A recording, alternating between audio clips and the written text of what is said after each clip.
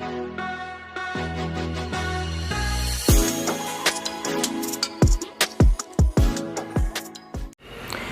हिंद दोस्तों, हम लोग चैप्टर नंबर 4 क्वाड्रेटिक इक्वेशन में जो इम्पोर्टेंट क्वेश्चंस हैं, जो बोर्ड एग्जाम में कई बार आए हुए हैं, उन क्वेश्चंस को सॉल्व कर रहे हैं। ठीक है ना।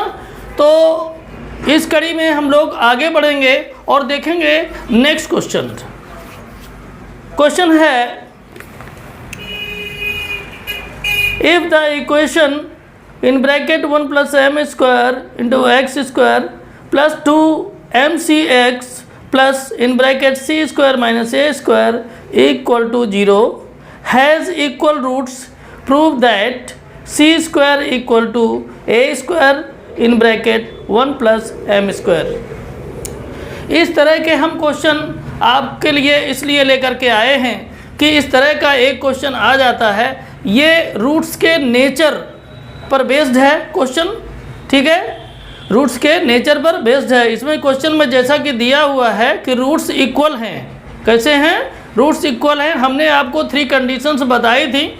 कौन सी कंडीशंस? एक में d इक्वल टू 0, एक में d इज़ ग्रेटर देन 0 और थर्ड जो केस था उसमें d is less than 0। d equal to 0 का मतलब है इक्वल इन रियल रूट्स और d ग्रेटर देन 0 का मतलब है डिस्टिंक्ट एंड इक्वल रूट्स।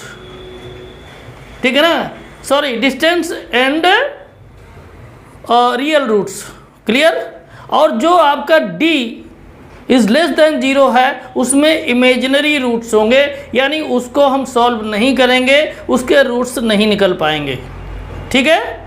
तो यहाँ पर जो दिया हुआ है उसके बेस पर क्या है? Roots are equal. देखिए, ये प्रूव करना है, prove that c square equal to a square in bracket 1 plus m square. तो चलिए हम लोग प्रूव करते हैं। सिंपली सॉल्व करेंगे, कोई टेंशन लेने की ज़रूरत नहीं है। ठीक है, बस आप प्रैक्टिस करते रहिए, आपका पेपर बहुत अच्छा बनेगा। ठीक, तो चलिए इसको सिंपली सॉल्व कर लेते हैं। पहले जो दिया है उसको दिया क्या है? Roots are equal. Roots are equal. Roots are equal का मतलब है कि d इक्वल टू 0। आप लोगों को जहाँ पर हमने रूट्स के नेचर लिखाए हैं वहाँ पर आप देखिए d equal to 0 equal roots के लिए होता है। तो d इक्वल टू क्या होता है? B square minus 4ac equal to 0। d equal to b square minus 4ac। तो d की जगह पर हमने d का इक्वल टू में जो होता है उसको रख दिया, इक्वल टू 0 कर दिया। ठीक है। अब यहाँ पर देखिए आपकी जो वैल्यू है यहाँ पर, तो आपका जो क्वाड्रेटिक इक्वेशन मेन होता है वो क्या होता है? ax square plus b x plus c equal to 0। ठीक है। तो ये a की वैल्यू जो होगी वो ये वाली होगी जो एक्स स्क्वायर के साथ है। a किसके साथ है? एक्स स्क्वायर के साथ। तो यहाँ पर क्वेश्चन में जो एक्स स्क्वायर के साथ होगा यानी उसका जो कोफिशिएंट होगा वो a की वैल्यू हो जाएगी। b की वैल्यू कौन सी हो जाएगी? ये वाली देखिए 2mc, ये आपकी b की वैल्यू हो जाएगी और c की वैल्यू हो जाए, c मतलब कांस्टेंट टर्म, तो इसमें कांस्टेंट टर्म ये है, तो ये c की वैल्यू हो जाएगी। नोट कर दीजिए, a इक्वल टू हो जाएगा 1 प्लस एम स्क्वायर। ठीक है। और b इक्वल टू 2mc और c equal to c square minus a square. Clear? कोई प्रॉब्लम नहीं? तो चलिए आप लोगों ने नोट कर लिया होगा, आगे बढ़ते हैं।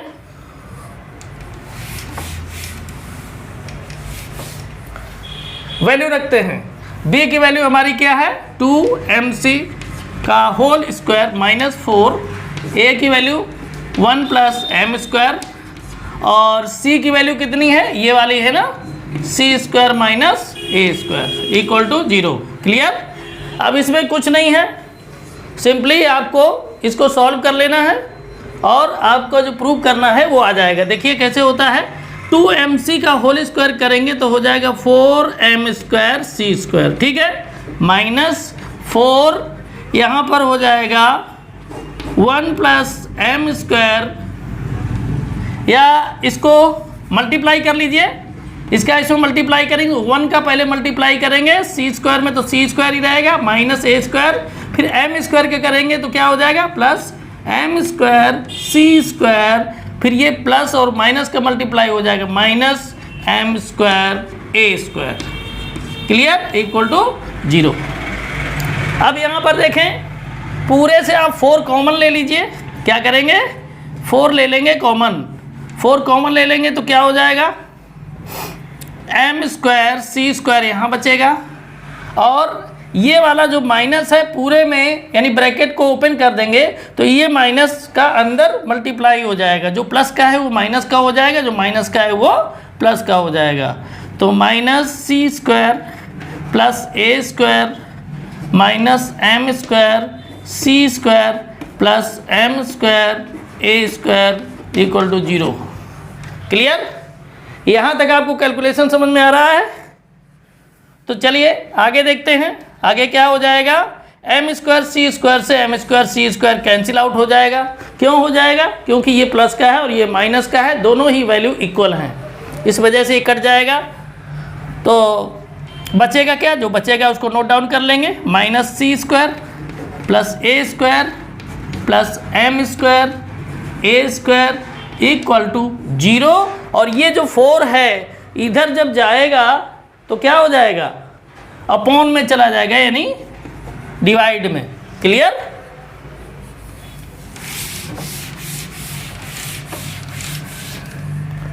अब देखिए क्या हो जाएगा, 0 को अगर 4 से डिवाइड करेंगे तो 0 ही आएगा, क्या हो जाएगा -c² + a² + m²a² equal to 0 हो जाएगा ना। तो क्या करेंगे, c को इधर राइट हैंड साइड में कर देंगे तो हो जाएगा a² + m²a² equal to c², ठीक है।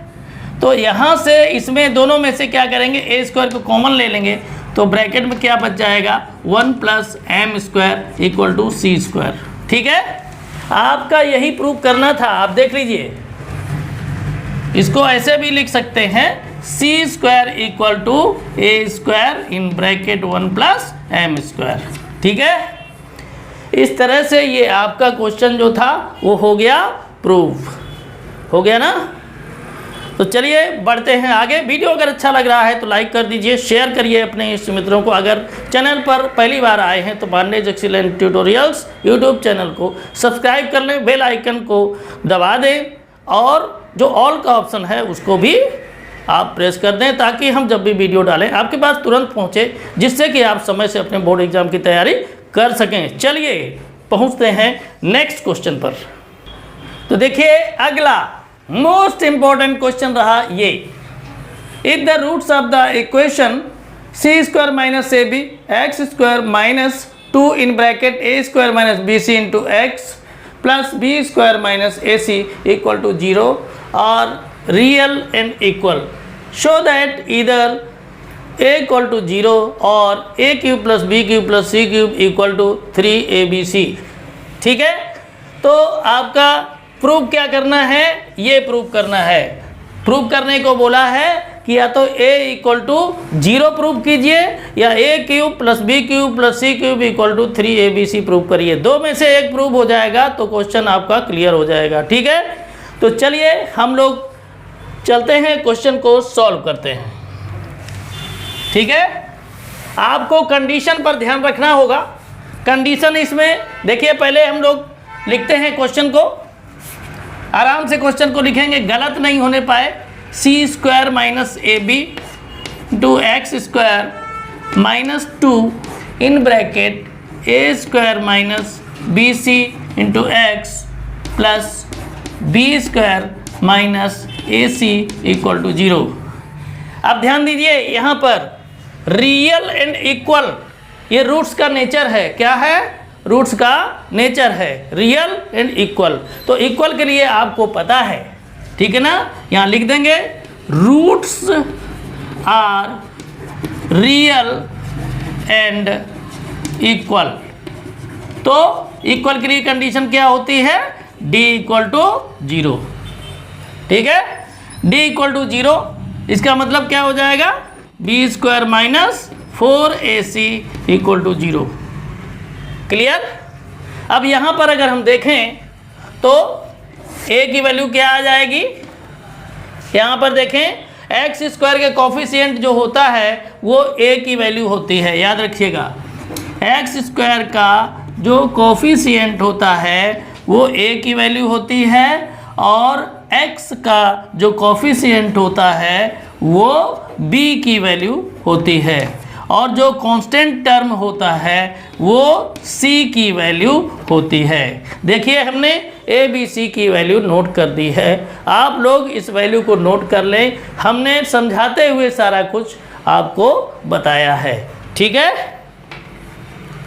तो चलिए इसको साफ कर देते हैं और आगे बढ़ाते हैं कैलकुलेशन को। तो यहाँ पर वैल्यू रख दीजिए, b की वैल्यू आपकी हो जाएगी -2 in bracket a square minus bc minus ये होल स्क्वायर हो जाएगा और माइनस 4ac, यानी 4a की वैल्यू कितनी है? c स्क्वायर माइनस ab है ना, और c की वैल्यू कितनी है? b square minus ac। ठीक है, इक्वल टू हो जाएगा 0। तो चलें सबसे पहले स्क्वायर करते हैं ये b स्क्वायर की जो वैल्यू है। तो देखिए माइनस का स्क्वायर प्लस होता है, याद रखिएगा माइनस का स्क्वायर प्लस होता है और 2 का स्क्वायर कितना हो जाएगा? 4, यानी नीचे हम लिखेंगे 4 और ये हो जाएगा a स्क्वायर माइनस bc का होल स्क्वायर माइनस 4। यहाँ पर देखिए मल्टीप्लाई कर लीजिए, c स्क्वायर माइनस ab का b स्क्वायर माइनस ac से मल्टीप्लाई कर लें तो c स्क्वायर का b स्क्वायर में होगा तो हो जाएगा b स्क्वायर c स्क्वायर। इसके बाद में c स्क्वायर का ac में होगा माइनस ac में तो हो जाएगा माइनस ac क्यूब। क्लियर? अब माइनस ab का कर लीजिए b स्क्वायर में तो माइनस प्लस माइनस हो जाएगा ab क्यूब हो जाएगा, क्योंकि b का b स्क्वायर में होगा तो मल्टीप्लाई करते हैं तो पावर प्लस हो जाती है। ठीक है, यहाँ इसमें करेंगे तो हो जाएगा माइनस माइनस प्लस और ab का ac में होगा तो a स्क्वायर bc हो जाएगा इक्वल टू 0। क्लियर? यहाँ तक कोई प्रॉब्लम नहीं। अब बढ़ते हैं हम लोग आगे और इसको कर देते हैं साफ। आप लोग ध्यान रखें, साथ साथ आप समझते जाया करें और लिखते भी जाया करें, है ना। और अगर आप नहीं लिख पा रहे हैं तो वीडियो को पॉज करके आप आराम से बैठकर नोट करें, जल्दबाजी में बिल्कुल ना पड़ें। अब देखें इस पूरे से, क्योंकि इसके ब्रैकेट के बाहर 4 है, इस पूरे ब्रैकेट के बाहर 4 है, तो हम क्या कर सकते हैं 4 ले लेते हैं कॉमन। जब 4 कॉमन ले लेंगे तो यहाँ पर क्या बचेगा a स्क्वायर माइनस bc का होल स्क्वायर माइनस ये 4 ये बाहर ही आ गया। तो आगे इसको देखते हैं, 4 कॉमन ले लेंगे।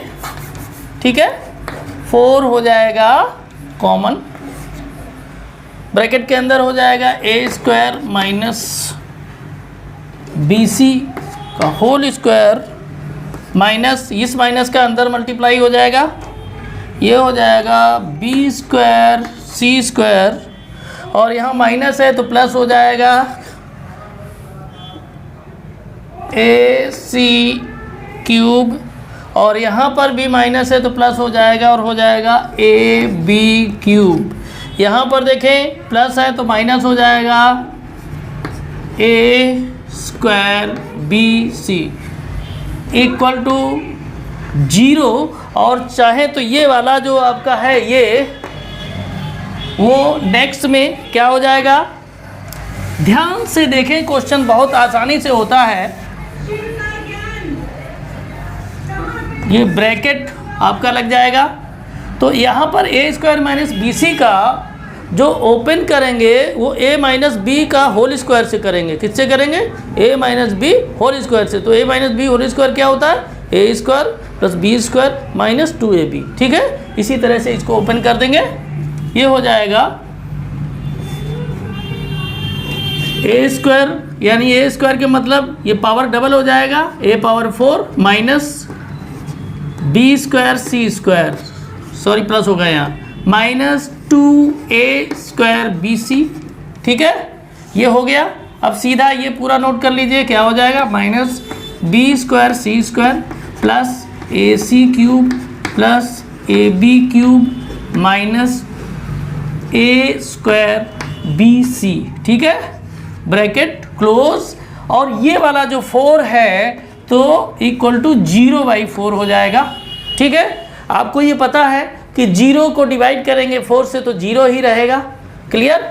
तो यहाँ पर देखिए कुछ कटने वाला है, यस ये कट जाएगा, दोनों इक्वल हैं और अपोजिट साइन के हैं। और बाकी नोट कर लीजिए क्या हो जाएगा, a पावर 4 माइनस देखिए 2a स्क्वायर बी सी और a स्क्वायर बी सी दोनों ऐड हो जाएंगे क्योंकि a भी माइनस का है, a भी माइनस का है, तो हो जाएगा minus 3a square b c. ठीक है, और बाकी नोट कर लीजिए जो ये बचा हुआ है, plus a c cube plus a b cube. ठीक है, बाकी ये तो इसके साथ ऐड ही हो गया, इक्वल टू 0 हो जाएगा ना। अब देखिए क्या करेंगे, पूरे से आपका a कॉमन हो रहा है, क्या हो रहा है, a को आप कॉमन ले सकते हैं, तो a कॉमन ले लीजिए तो एक पावर कम हो जाएगी a की, तो यहाँ a क्यूब हो जाएगा माइनस यहाँ 3abc हो जाएगा प्लस यहाँ c क्यूब हो जाएगा क्योंकि a चला जाएगा, यहाँ से a चला जाएगा, केवल b क्यूब बचेगा, इक्वल टू 0। क्लियर। अब ये वाला जो a है वो इस साइड अपॉन में जाएगा, यानी a cube plus b cube plus c cube minus 3abc equal to 0/a। ठीक है, आपको पता है कि 0 को किसी भी नंबर से हम डिवाइड करें उसका आंसर क्या आता है, 0। ठीक है, तो इस वजह से इसका आंसर भी क्या आएगा, 0। तो यहाँ पर हो जाएगा 0, लिखेंगे a cube plus b cube plus c cube minus 3abc equal to 0। Clear. अब देखिए इस 3abc को यहाँ पर माइनस का है, अगर इसको हम राइट हैंड साइड कर दें तो ये प्लस का हो जाएगा, तो हो जाएगा a cube plus b cube plus c cube equal to 3abc। बस यही आपका प्रूव करना था, आपका हो गया क्वेश्चन। ठीक है, इतनी आसानी से क्वेश्चन होता, बस पेशेंस के साथ आप सॉल्व करते रहें, क्वेश्चन एकदम क्लियर हो जाता है ना। कोई क्वेश्चन हार्ड नहीं होता, याद रखें। आप लोग बस डर जाते हैं, डरना इंसान की सबसे बड़ी वीकनेस है। ठीक है, इसलिए डरना नहीं है और हिम्मत से आगे बढ़ना है।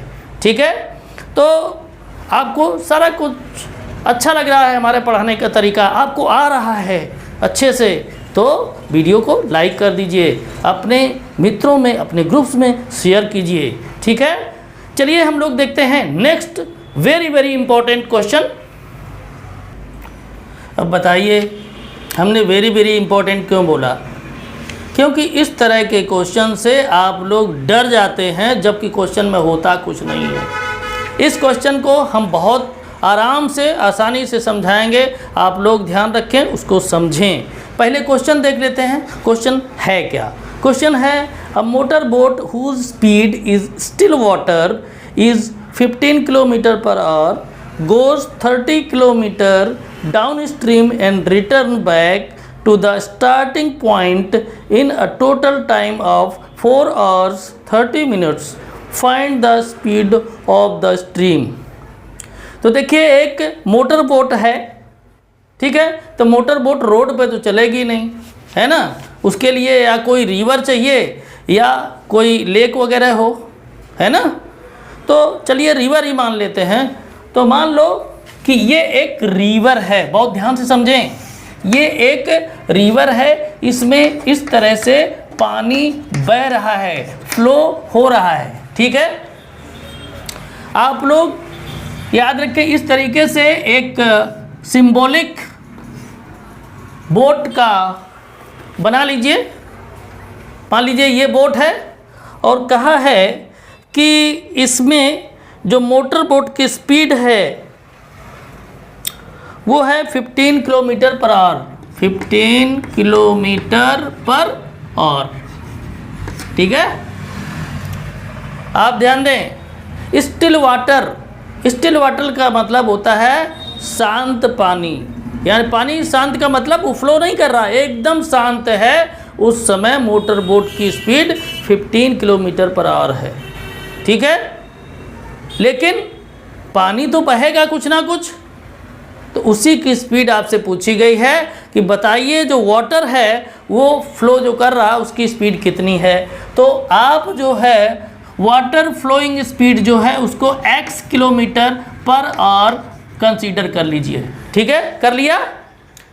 एक चीज़ और आप ध्यान रखें, आप लोगों को प्रॉब्लम होती है अप स्ट्रीम और डाउन स्ट्रीम में।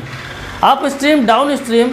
अप स्ट्रीम आपका जो वाटर जिस साइड में बहता है, फ्लो करता है, उसके जस्ट अपोजिट जो डायरेक्शन होती है उसको अप स्ट्रीम बोलते हैं। फिर सुन लीजिए, वाटर जिस डायरेक्शन में फ्लो करता है उसके अपोजिट जो डायरेक्शन होती है उसको अप स्ट्रीम बोलते हैं।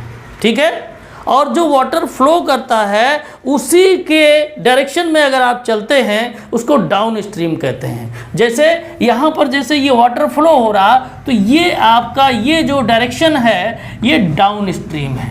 क्या है? डाउन स्ट्रीम, याद रखिएगा।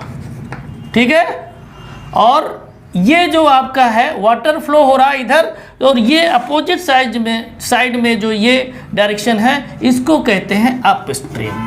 याद रखिएगा, आप लोग जो होते हैं वो क्या हो जाता है, आप लोग हो जाते हैं कंफ्यूज। अप स्ट्रीम वाला डाउन स्ट्रीम में लिख देते हैं, डाउन स्ट्रीम वाला अप स्ट्रीम में लिख देते हैं। तो देखिए, आप लोगों ने देखा होगा कि हवा जिस साइड में चल रही होती है, अगर आप साइकिल चलाते हैं तो आपको ऐसा लगता है मानो कोई पीछे से धक्का दे रहा हो।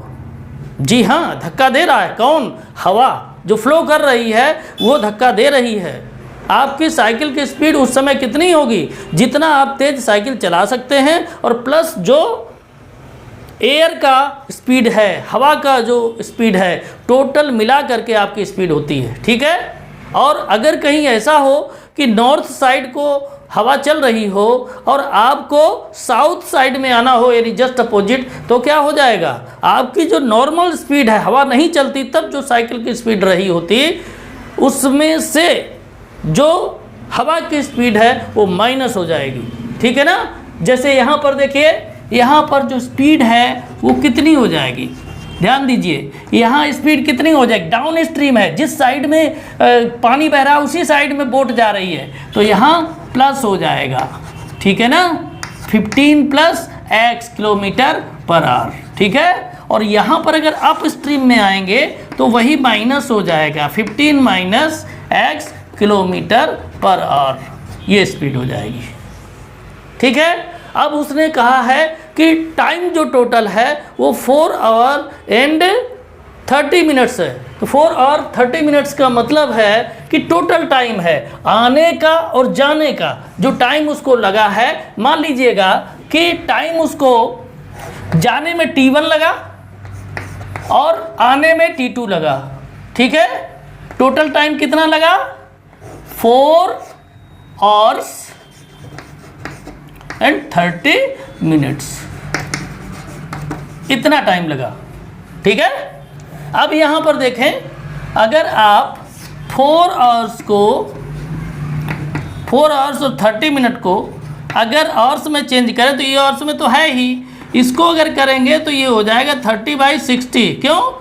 1 आवर में 60 मिनट होते हैं, तो ये मिनट में है, इसको और में चेंज करने के लिए 60 से डिवाइड करेंगे। इसको ऐसे डिवाइड कर देंगे तो क्या आ जाएगा? 1/2। तो 4 + 1/2, ये सॉल्व करेंगे तो ये आएगा 9/2। ठीक है, तो आपका क्या हो गया? T1 + T2 = 9/2। ये मान लीजिए इक्वेशन नंबर 1 है।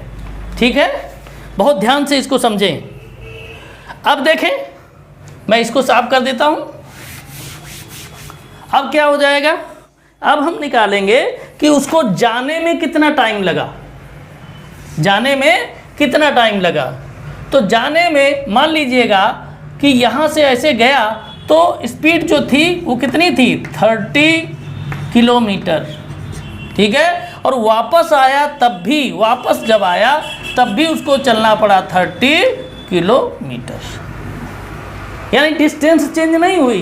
तो क्या करेंगे, T1 इक्वल टू हो जाएगा डिस्टेंस अपॉन स्पीड। तो डाउन स्ट्रीम में जब जाएंगे तो क्या, क्योंकि पहले तो ऐसे डाउन स्ट्रीम में जा रहा, फिर अप स्ट्रीम में आया, तो पहले डाउन स्ट्रीम के लिए टाइम निकाल लेते हैं। तो हो जाएगा डिस्टेंस अपॉन स्पीड। तो डिस्टेंस कितनी है 30, स्पीड डाउन स्ट्रीम में कितनी है 15 + x, ठीक है। इसी तरह से हम वापस आने में क्या टाइम लगा वो निकालेंगे। तो डिस्टेंस तो वही है, लेकिन अप स्ट्रीम में आ रहा है, इसलिए जो वाटर की जो फ्लोइंग स्पीड है वो माइनस हो जाएगी उसकी ओरिजिनल मोटर बोट की ओरिजिनल स्पीड से, यानी 15 - x, ठीक है। अब देखिए ये वैल्यू हम क्या करेंगे, इक्वेशन नंबर 1 में रख देंगे, ठीक है ना। लिखेंगे putting the value of T1 and T2 in equation number 1, ठीक है ना। इक्वेशन नंबर 1 में ये वैल्यू हम पुट कर देंगे। तो देखिए जब ये वैल्यू इक्वेशन नंबर 1 में पुट करेंगे तो सॉल्व कैसे, इसको साफ कर देते हैं।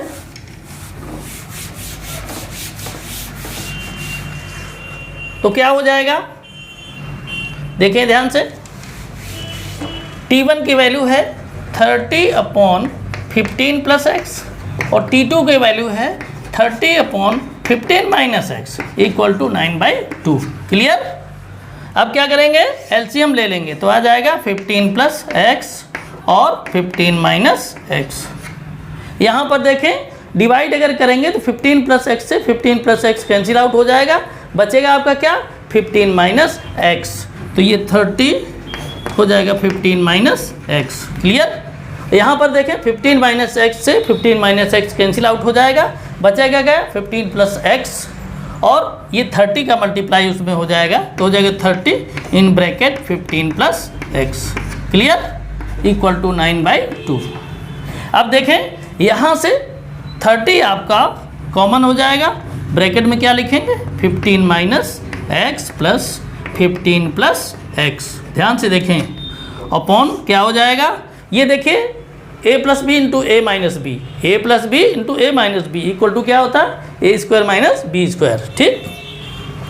तो इसको a² - b² के फॉर्म में लिख देंगे, यानी 15 का whole square - x² equal to हो जाएगा 9/2। क्लियर, कोई प्रॉब्लम नहीं। चलिए आगे बढ़ते हैं। ये हो जाएगा 30 और ये x से x कट जाएगा, अंदर ये 15 और 15 क्या हो जाएगा ऐड हो जाएगा, तो 30 हो जाएगा अपॉन ये 15 का होल स्क्वायर हो जाएगा 225 - x² इक्वल टू 9/2, ठीक है।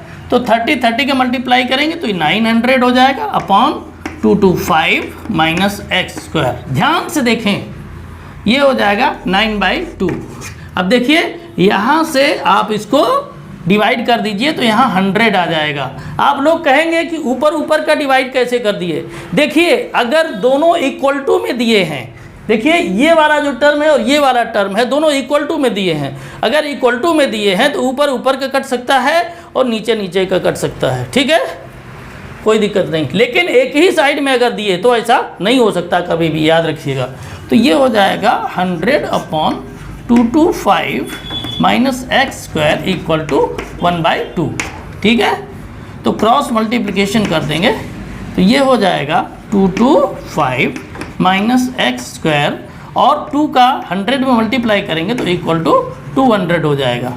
अब क्या करेंगे, ये 225 जो है इसको ले जाएंगे राइट हैंड साइड में, इधर प्लस का इधर हो जाएगा माइनस का, तो x² इक्वल टू 200 - 225, तो ये आ जाएगा -x² इक्वल टू 200 से 225 को माइनस करेंगे तो माइनस में 25 आ जाएगा, ये कट कर देंगे तो क्या हो जाएगा एक्स स्क्वायर इक्वल टू 5 का स्क्वायर, तो एक्स इक्वल टू कितना हो जाएगा 5। यानी जो मोटर बोट थी, ठीक है ना, उसकी तो स्पीड आपको पता थी, लेकिन जो एयर थी, हवा थी, किस स्पीड से चल रही है, वो ये है, कितनी स्पीड से चल रही है 5 किलोमीटर पर आवर की स्पीड से। यही आपका है आंसर। बहुत ही अच्छा क्वेश्चन था, है ना।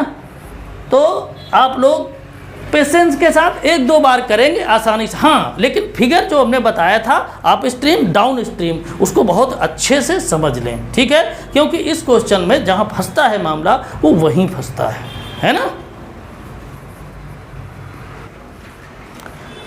तो एक क्वेश्चन और है, इसको देखते हैं। अच्छा है, बहुत अच्छा क्वेश्चन है।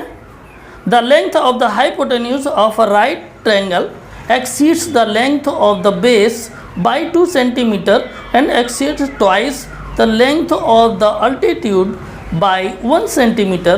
Find the length of each side of the triangle. ठीक है, तो एक राइट ट्रायंगल है, इसको ज़रा हम लोग बना लेते हैं। सबसे पहले राइट ट्रायंगल बना लीजिए, कुछ मत सोचिए। सबसे पहले क्या करेंगे, राइट ट्रायंगल बना लीजिए, ठीक है। राइट ट्रायंगल इस तरह से बना लिया, ठीक है, ये राइट ट्रायंगल हो गया। मान लो ये ए है, ये बी है, ये सी है, ठीक है।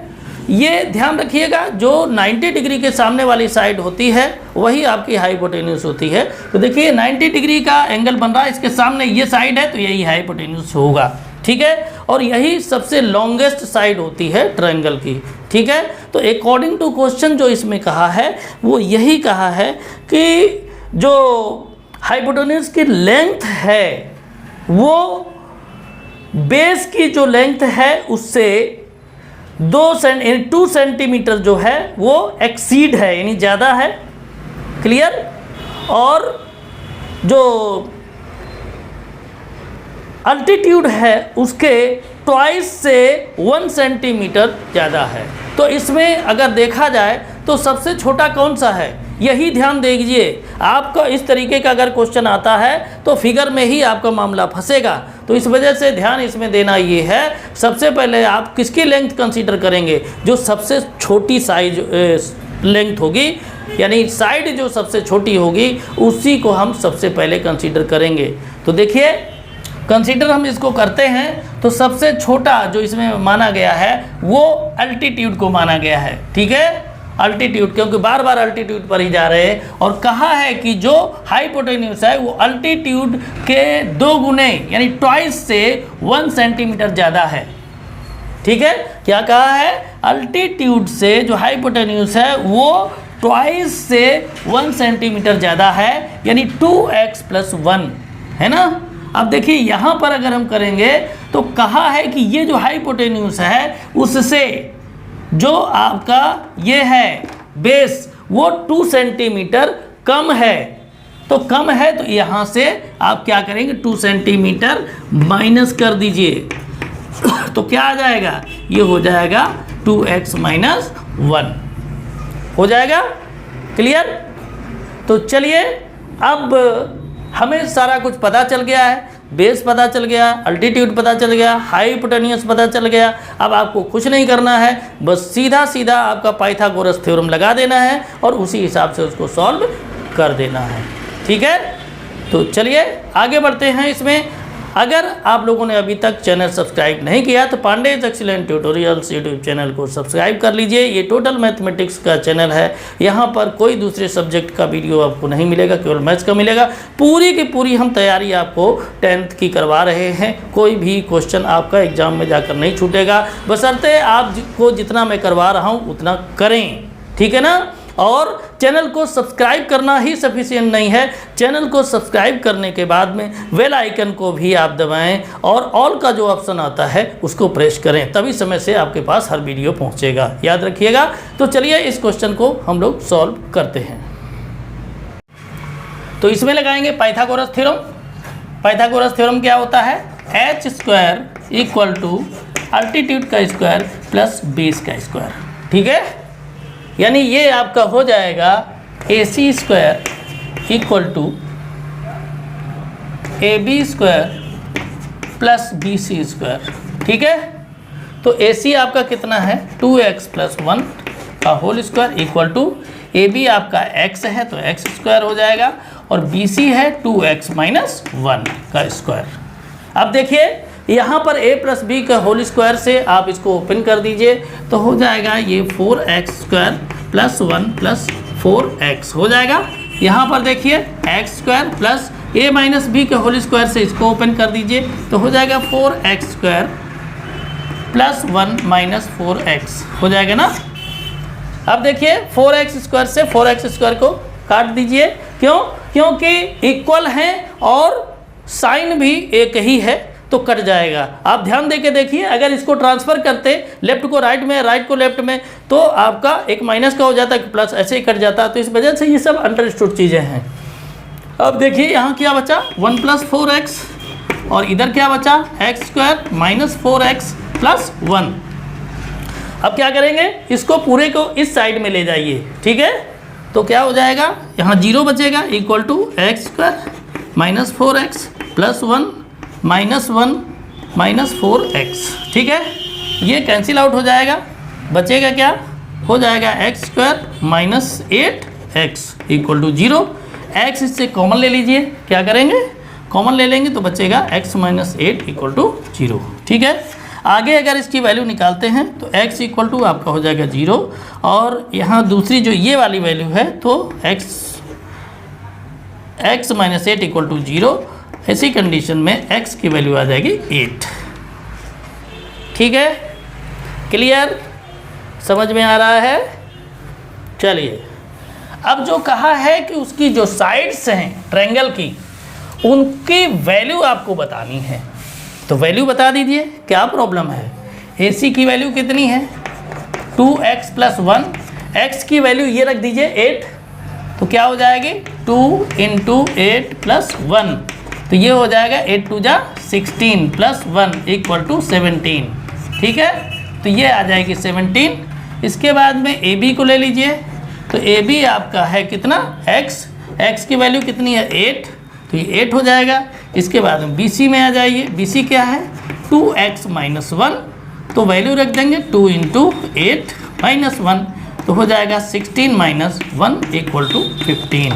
ठीक है, तो इस तरह से देखिए इसकी तीनों की तीनों जो साइड पूछी थी वो आ गई। इस तरह का क्वेश्चन आपका पूछा जाता है और आप लोग जाते हैं फंस। ठीक है, तो सबसे बड़ा फंसने का जो कारण है वो यही है, यहाँ पर ये डिसाइड करना कि हम किसको कंसीडर करें किसको ना करें। तो सबसे पहले आपको अच्छे से रीडिंग करके क्या करना है, ये क्लियर कर लेना है कि सबसे छोटी साइड कौन सी है। जो सबसे छोटी साइड हो उसको x मान लीजिए। उसके बाद में आप कितना किसमें कम है क्वेश्चन में ही दिया रहता है, कितना ज़्यादा है तो उस हिसाब से आप उसमें ऐड और सब्ट्रैक्ट करके लिख दीजिए। उसके बाद में पाइथागोरस थ्योरम लगा दीजिए और सॉल्व कर लीजिए, x की वैल्यू निकाल लीजिए। जो आएगा ये जो लेंथ आपने रखी है उसमें वैल्यू रख दीजिए, फटाफट आपकी लेंथ निकलती चली जाएंगी।